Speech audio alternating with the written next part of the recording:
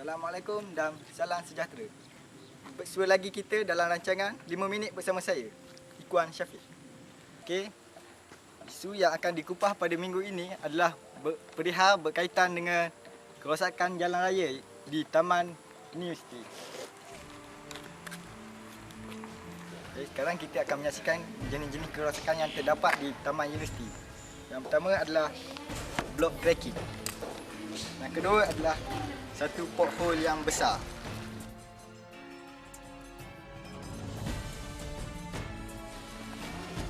Dan kita akan lihat yang seterusnya.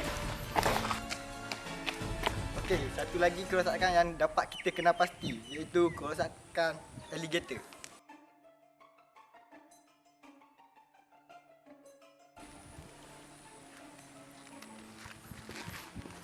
Okey, jom untuk kerosakan yang seterusnya.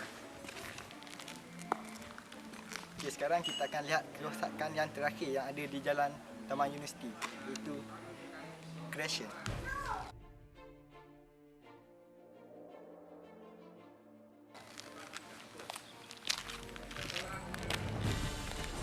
Kesimpulan yang dapat saya buat selepas pemantauan jalan kawasan Taman Universiti, kerosakan jalan yang agak teruk sangat membahayakan